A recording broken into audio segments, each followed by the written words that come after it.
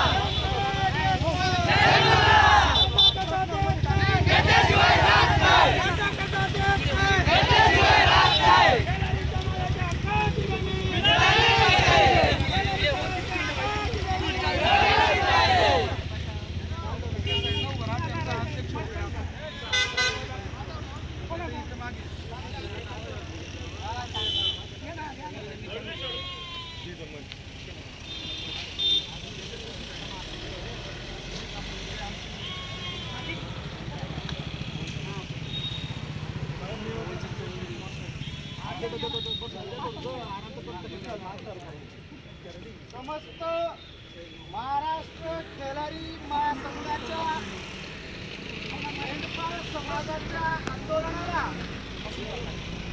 आमच्या वंचित बहुजन आघाडीचा जाहीर पाठिंबा आहे. आजच्या आंदोलनाला आमच्या वंचित बहुजन आघाडीचे अध्यक्ष आदरणीय भैयासाहेब पारेराव, आमचे वंचितचे नेते शंकरांना खरात,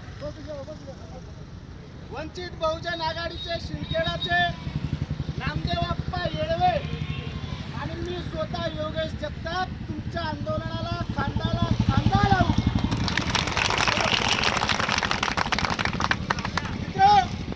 ही अस्तित्वाची लढाई करतो. आम्ही मेंढपाळ समाजाची लोक रानावनामध्ये आमचे मुलं बाळ घेऊन जातो आणि रानावनामध्ये मेंढपाळ समाजाची लोक हातावर पोट भरणारी लोक आणि त्या लोकांवर जर सरकारचा अन्याय करत असेल तरी आम्ही कदाचित सपोर्ट केला पाहिजे. आमच्या बापदादाची कमाई नाही. आम्ही हातावर पोट भरणारी लोक, कष्ट करणारी लोक, रानावनामध्ये जीवाचं रान करणारी लोकांवर जर तुम्ही अन्याय करत असाल तर लक्षात ठेवा, उद्याचा उगवणारा सूर्य उघडा डोळ्यांनी ही लढाई आमच्या अस्तित्वाची आहे. 2005 पासूनचा हा लढा आम्ही उभारलेला आहे आणि तुम्ही आम्हाला आमच्यावर अन्याय करताय, आम्हाला न्याय देत नाही. ही जर आम्ही मोठ्या संख्येने रस्त्यावर उतरून आंदोलनाचा तयारीला लागलो तर सरकारला नाकीनऊ आल्याशिवाय आमच्या शिक्षणाचा प्रश्न निर्माण झालेला, आमच्या पोराबाळांना शिक्षणाचा प्रश्न इथं निर्माण झालेला, त्यांना चांगलं शिक्षण मिळत नाहीये.